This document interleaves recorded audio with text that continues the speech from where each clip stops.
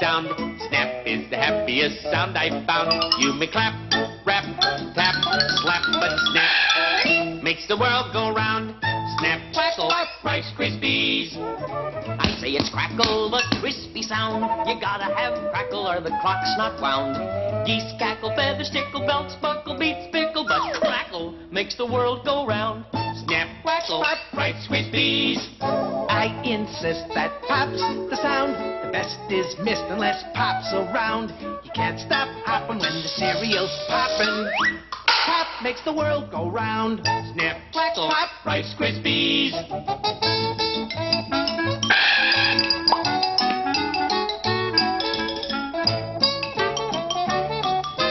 Snap, crackle, Rice Krispies. Kellogg's best to you. Coming to you live from our top. I got to turn this headphones down because there's a 1 second delay. Now I can talk normal because I'm not listening to myself a second later. Coming to you live from our top secret broadcasting bunker here in Festus, Missouri. This is Pastor Mike, and I am online, and I am live, and I am desperately trying to find a passage of Scripture. You know, I have a Bible in my office that I have a lot of notes written in and stuff like that, and I'll probably find it here in a little bit because it relates to some news stories and some news items that are going on even as we speak. Some things I'm going to read to you online, and I have some pieces of paper, and I have some Bible things that I want to share with you today. But it is good to be with you today, and let me help you out with something. Because there's been we're getting some emails from people every now and then that are wondering how I'm doing. Okay, well, you can tell that I'm eating well, and so I'm doing pretty good. But our webmaster, you know, I don't like to call her master, more like our webmother. Our webmother Jazz has been under the weather for a while, and she is just kind of getting back up to speed. Anyway, people are going to www.watchmanvideobroadcast.com, and they're not finding the entire month of October's worth of Watchman broadcasts, which, I mean, we did them. And so anyway, they're not finding them there. But if you will go to, let's see, Sure Why Not, www.sure, letter Y, not.com, or visit bethelchurch.com. You'll find practically everything that we do there posted there. And so a lot of the websites have been kept up to date. Some have not. And so just be patient. But I appreciate you guys asking how I am. That makes me feel good. And I'll tell you that the world is getting dangerous for Mike Hoggard.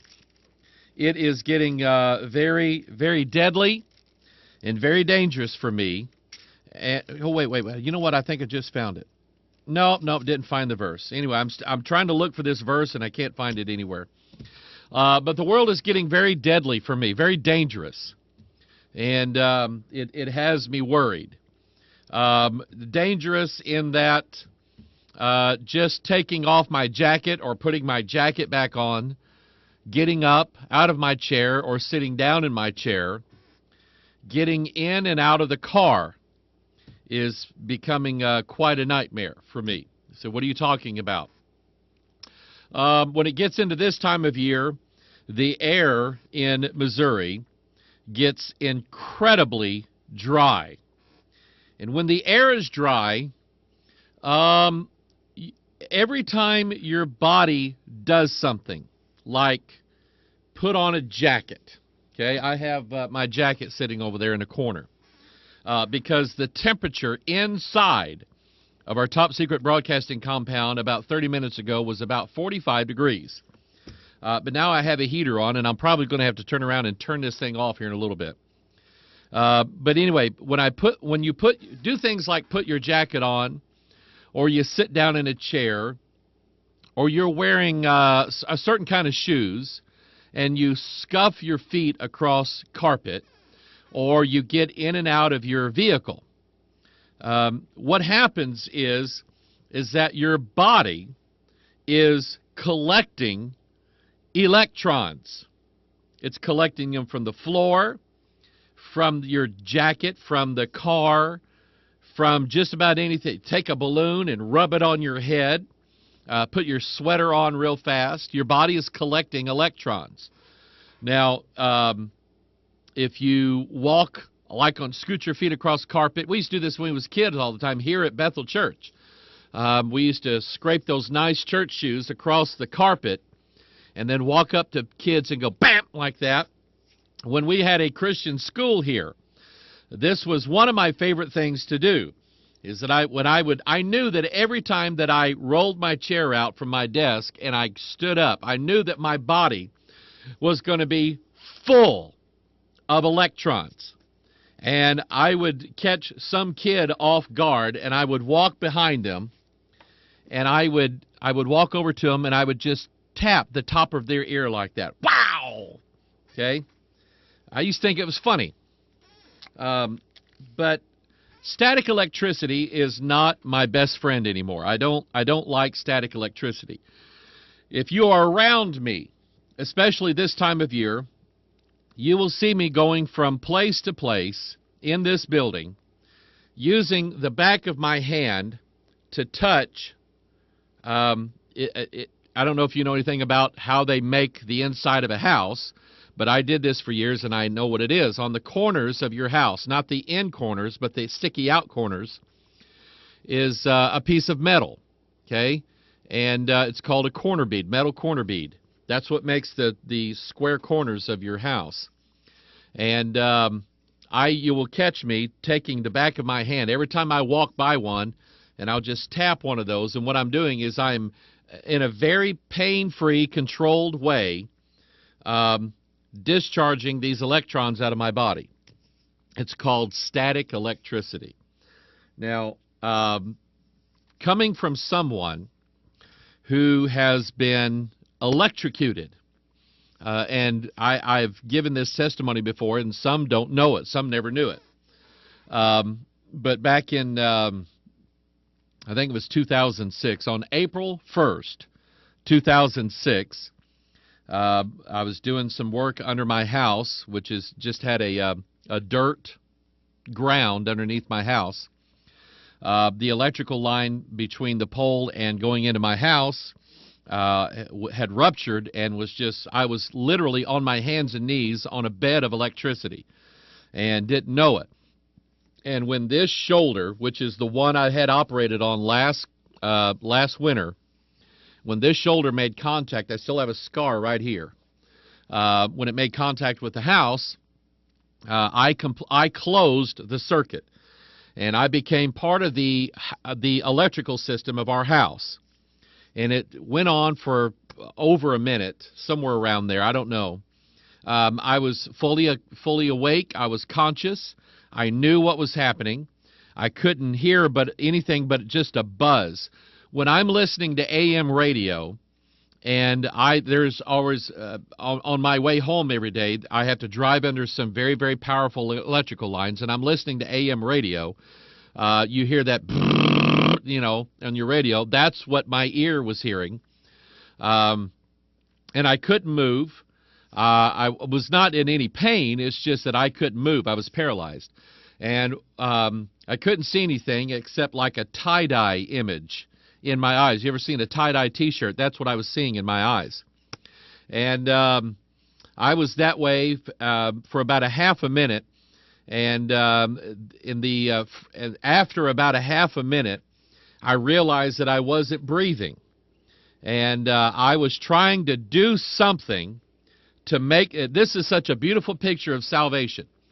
I realized that I was going to die, and I realized that I couldn't do anything, and I was trying desperately to do something like shift my weight or something to make my situation better, and nothing I did worked. And once I realized that I was going to die, I prayed.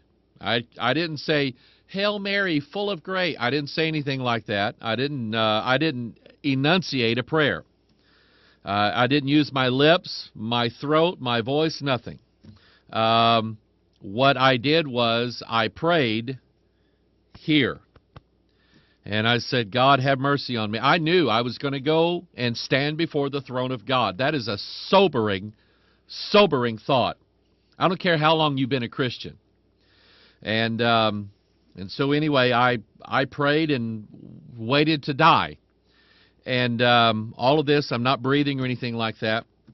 And just before I felt myself starting to pass out, the thought that ran through my head was, I don't want to leave my wife and kids. And just like that, something happened. I don't know what, and it just quit. And I screamed bloody murder. My son was outside. My oldest son, Matthew, was outside playing in the yard. It was on a Saturday, April 1st, and he heard me scream and went and got his grandpa, my father-in-law. And by that time, I probably as soon as I dropped, I thought I could crawl out of there. I had a little bit left in me, probably adrenaline, but I didn't know what I had touched, and so I didn't move. I did not want that to happen again. I still don't. And so anyway, he pulled the thing off the electrical pole and disconnected our electricity and called the ambulance, and they sent a helicopter out there, and firemen had to crawl under my house where I was and rescue me, and the whole 9 yards. I've had the electricity went in this hand and came out this shoulder, and so far I've had surgery on this shoulder to repair damage, and I've had surgery on this wrist to repair damage. And so anyway, I don't like static electricity. I don't like taking my jacket off and then not thinking and then touch something. And I mean, you actually see sparks. If you look close enough, you'll see sparks fly out of your fingertips. It looks like I'm a sorcerer going, okay? The Illuminati. If the Illuminati, the New World Order, the people, if those that were in control of everything wanted to get to me,